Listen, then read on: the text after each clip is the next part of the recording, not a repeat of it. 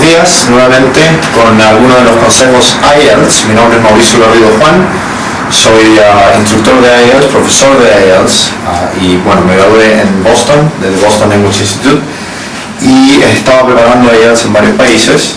Ahora estamos principalmente trabajando en todo lo que es la parte de los malos hábitos o las confusiones que tenemos cuando nosotros estamos tratando de explicar o estamos dando una descripción o una instrucción en inglés al ser presas de lo que es el anxiety, la ansiedad.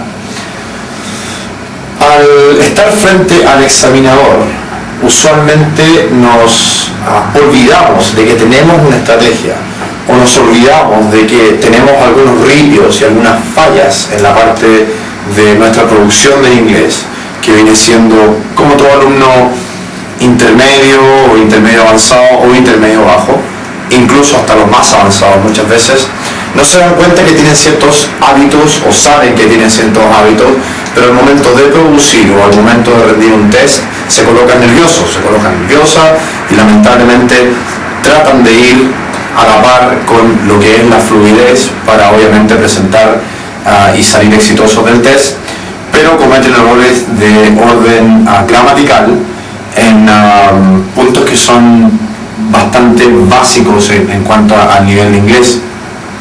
En esta oportunidad vamos a analizar algunos de los principales problemas que cuando tú estás ansioso, estás ansiosa, cometes. Y es principalmente por un asunto de que no te acuerdas que tienes que recordar, ¿no es cierto?, de que tienes cierto problema y que tienes que tratar de no pronunciar ciertas formas o ciertas oraciones o ciertas palabras de una manera incorrecta. Como podemos, por ejemplo, observar en la pizarra en este momento, he clasificado las principales, o una dentro de lo que podemos apreciar inmediatamente. Al estar ansiosos, ¿no es cierto?, confundimos y presentamos estos hábitos específicos que son obviamente totalmente captables por el examinador y que suenan muy mal si son mal utilizados en inglés. Por ejemplo, confundimos have y has.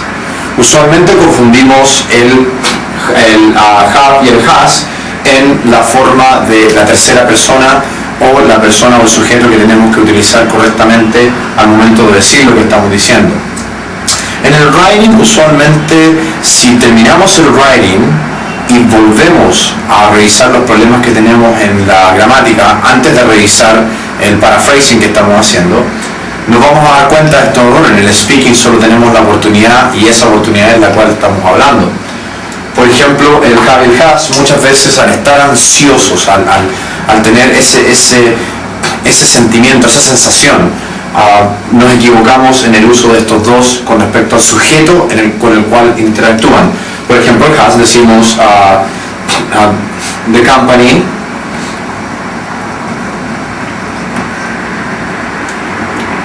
have many workers. The company have many workers, olvidando que the company es intrínsecamente el sujeto de company es it. Por lo tanto, it have no es incorrecto, obviamente es the company has many workers. Como también que sucede. Si no nos equivocamos acá y lo corregimos, vamos a decir the company have, vamos a dar más espacio, the company has many workers. Aquí es donde presentamos el segundo error. Si bien hemos corregido y estamos diciendo the company has many workers, al estar ansiosos y al no tener una estrategia específica o un conocimiento específico de que tenemos que estar al tanto de eso y la falta de práctica obviamente también lo refleja, obviamente nos vamos a obviar el punto de que estamos hablando de que son many. Aquí hay un quantifier. Si son many, obviamente es más de uno, por lo tanto es en plural y debemos expresarlo. Y si lo vemos acá, uno de los grandes problemas que presentan los alumnos hispanos por lo general es la pronunciación de las S. En Chile, por ejemplo, se ve que es muy típico, ya que en Chile, por lo general, no se pronuncia la S, o muchas de las personas no pronuncian la S al final de las palabras. Pronunciar la S al final de las palabras en inglés no indica tan solo el correcto uso del lenguaje, sino también de la misma forma indica que tenemos un buen nivel de educación. Por lo tanto, decimos que the company has many workers y tenemos que dejar la S al final. Esto es muy importante. Como el uso de la tercera persona, aquí será, por lo general decimos the machine work o the engine.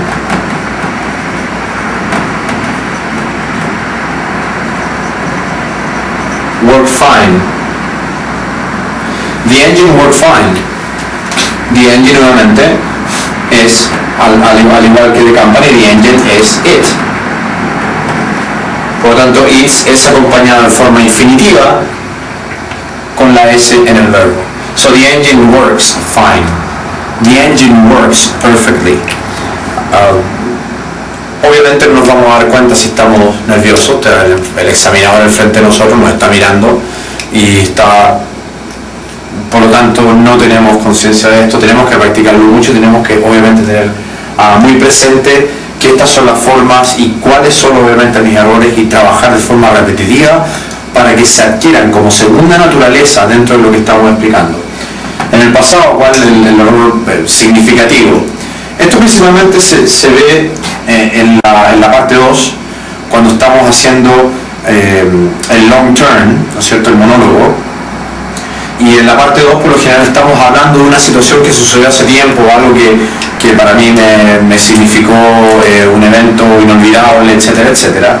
Y tengo que, obviamente, dar las descripciones del pasado, y me olvido de dar esas descripciones del pasado en el tiempo pasado, con los verbos principalmente. Por ejemplo, digo,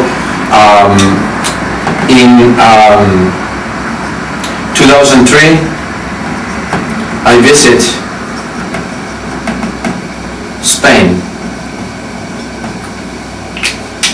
In 2003 es el pasado. And we take pictures.